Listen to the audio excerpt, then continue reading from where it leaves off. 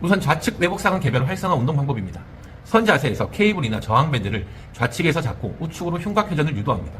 골반은 고정된 상태에서 상체만 우측으로 회전시켜 주시면 됩니다. 호흡은 뱉으면서 우측으로 회전시켜 주시면 되는데 시선은 회전 방향과 동일하게 움직여 주시고 꼭 골반은 고정시켜 주셔야 됩니다. 만약 우측 회전 시 좌측 외복상완의 자극이 느껴지지 않는다면 또는 더 강하게 자극을 찾고 싶다면 회전을 유지한 상태에서 축구의 움직임까지 주시면 더 강한 자극을 느끼실 겁니다. 다만 축구라는 방법은 자극점을 찾을 때만 일시적으로 활용하시고 자극이 충분히 느껴진다면 회전 움직임만으로 훈련을 이어가셔야 합니다.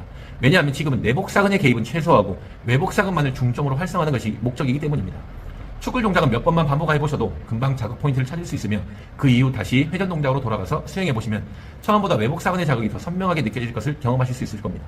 이제는 우측 내복사근 개별 활성화 운동을 보겠습니다. 옆으로 누운 자세에서 양발을 다 펴주시고 아래쪽 다리 무릎 쪽에 폼롤러를 받쳐줍니다. 그 상태에서 골반을 들어서 척추 중립을 맞춰주시고 이 자세로 10초 정도 등척성 수축을 진행하시면 됩니다. 만약 회원분께서 이 동작에서 자극점을 찾지 못할 경우 위에서 아랫방향으로 골반을 살짝만 눌러줘도 자극점을 찾는 데 도움이 되실 겁니다. 반대로 더 강한 자극을 원한다면 팔꿈치를 바닥에 지지한 상태로 진행하시면 됩니다. 자, 이제는 좌측 외복사근과 우측 내복사근을 개별적 활성이 아닌 이 두 가지를 동시에 활성시키는 운동도 배워봅시다. 첫 번째는 사이드 플랭크 포지션에서의 흉곽 회전입니다. 우측 측면이 바닥 방향으로 가게 사이드 플랭크를 실시한 상태에서 골반은 고정한 상태로 흉곽을 우측으로 회전시켜 주시면 됩니다. 여기서 핵심은 들고 있는 것만으로도 우측 내복사근이 활성되어 있고 회전을 우측으로 주게 되면 좌측 외복사근과 우측 내복사근의 활성도가 더 높게 올라가면서 같이 활성되는 동작입니다. 그리고 두 번째는 런지 패턴을 활용해서 단순히 흉곽의 회전이 아닌 골반의 안정화까지 같이 훈련할 수 있는 방법입니다. 런지 자세에서 왼발을 앞쪽에 위치하고 양손으로 좌측에 위치한 케이블을 잡고 준비합니다. 이후 일어나는 동작과 동시에 우측 고관절을 굴곡시키며 흉곽을 우측으로 회전시켜 주시면 됩니다. 이때 흉곽이 우측으로 회전하면서 반대측 회전 작용을 담당하는 좌측 외복사근이 활성화되고 동측 회전 작용에 수행하는 우측 내복사근 역시 함께 활성화됩니다.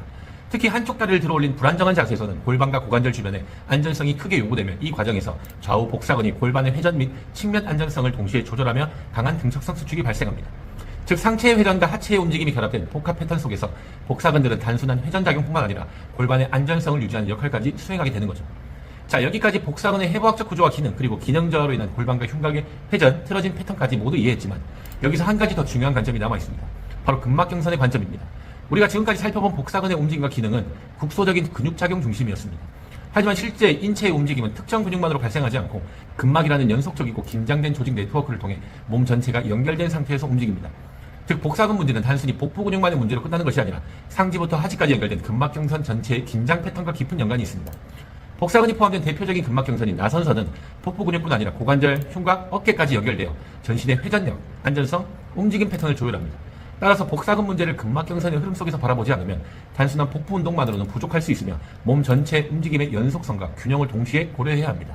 자, 그럼 외복사근이 포함된 나선선의 관점에서 외복사근을 훈련하기에 좋은 동작 한 가지를 설명드리겠습니다. 이를 통합적으로 훈련하기 위해서 사이드킥 스루라는 동작을 추천드립니다.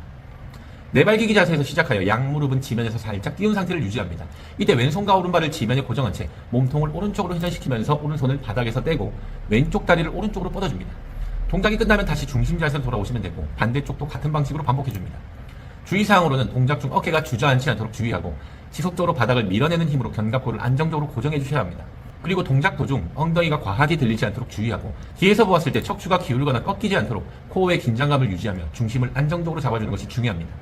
그러나 이 동작은 생각보다 난이도가 높아서 손목에 부담이 갈 수도 있고 동작 자체를 제대로 수행하지 못하는 분들이 계실 수도 있습니다. 그런 경우에는 상체의 각도를 더 올린 상태에서 진행하시면 됩니다. 이런 식으로 단계를 하향하면서 개인의 수준에 맞게 진행하시면 됩니다. 만약 이 동작도 힘들다면 단계를 더 하향하시면 되는데 단계를 하향하는 방법은 여러분들의 능력이기 때문에 잘 고민해보시고 도저히 모르시겠다면 댓글로 남겨주시면 제가 가르쳐드리겠습니다. 자, 그럼 오늘 여기까지 복사근 해부학을 마무리하고 다음 시간에는 다른 근육 해부학 영상을 찾아뵙겠습니다. 혹시나 원하는 근육 부위가 있으시다면 댓글로 남겨주시면 됩니다. 감사합니다.